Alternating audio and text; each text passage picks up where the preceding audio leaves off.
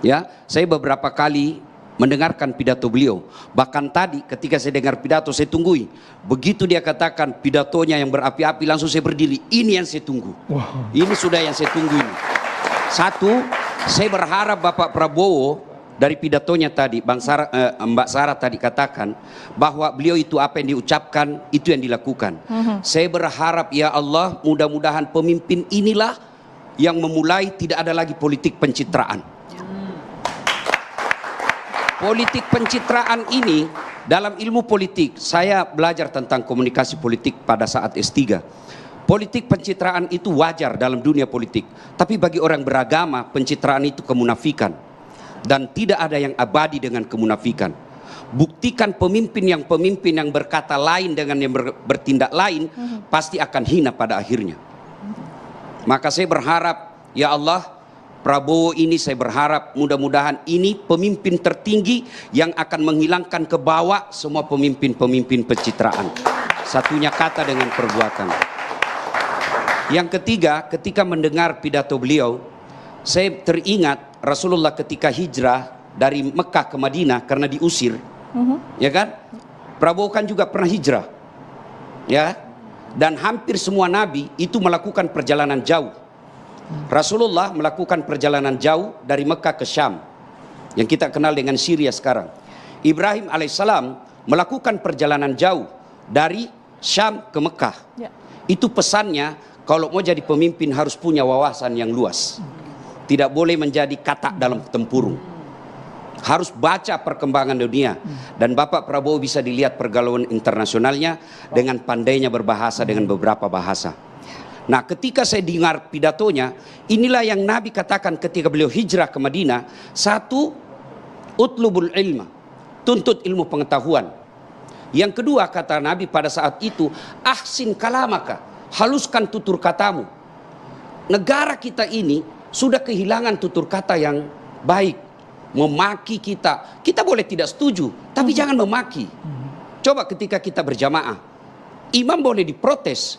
Imam boleh ketika dia salah, kita tidak boleh ikuti yang salah. Tapi ada aturan mainnya. Ketika imam mestinya ruku, dia sujud, saya harus luruskan. Tapi tidak semua harus teriak, ada aturan mainnya. Imamnya di sini, yang belakang sebelah kanan, itu harus ngomong. Siapa kalau dalam struktur negara, anggota DPR, jangan kau diam. Caranya menegur, kalau berjamaah, tidak dikatakan, "Oh imam salah kau." Tidak dipukul pantatnya, "Oh imam keliru kau." Tidak, tapi apa yang diucapkan? Subhanallah, Maha suci Allah. Itu pendidikan moral dari agama. Pendidikan dalam berjamaah. Kalau salah imammu, jangan kau ikuti, tegur. Tetapi dengan tetap adalah ahsin kalamak, tuturkan tutur katamu yang baik. Itulah Nabi mengajarkan kepada kita, ya Rasul, untuk apa kau diutus ke muka bumi ini? Mencerdaskan kumpulan bangsa, bukan itu saja. Tapi apa kata Nabi? Liutammimal makarimil akhlak, memperbaiki akhlak manusia. Dan saya berharap kepada para politisi, jangan ajarkan rakyat kita ini bertutur kata yang kasar, bertutur kata yang tidak etis. Karena anak-anak kita sekarang belajar dari politisi, belajar dari tokoh-tokoh. Maka kita berharap tunjukkanlah tutur kata yang baik. Dan saya berharap Bapak Prabowo memulai dari Bapak Prabowo. Kemudian setelah lihat pidato, andai saja saya boleh, mudah-mudahan Mbak Sarah bisa sampaikan ke beliau, itu Rasulullah pernah mengingatkan, kalau mau tegak ini negara ada 4 hal yang harus diperhatikan. Kalau kita masih percaya agama, dan itu tidak ada pilihan, kita harus percaya agama. Kenapa? Kita sudah bikin ikrar Pancasila. Sila pertama ketuhanan yang Maha Esa. Betul kita bukan negara Islam, tapi kita bikin deklarasi, kita negara yang percaya kepada ketuhanan yang Maha Esa. Lalu agama mengajarkan sebagai orang Islam, sebagai pendakwah, satu kata Nabi, kalau mau tegak ini negara, adilnya para pemimpin. Adil itu tidak bisa dipisahkan dengan penerakan hukum. Adil itu bukan lisan, tapi adil itu adalah penegakan hukum.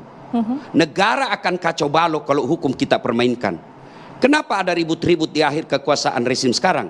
Karena ada kecenderungan hukum ini dipermainkan.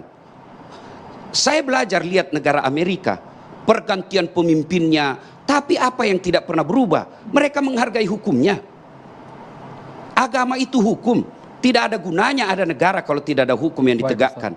Maka saya berharap kepemimpinan baru ini, saya mohon dengan hormat kepada Bapak Prabowo, tegakkan hukum seadil-adilnya.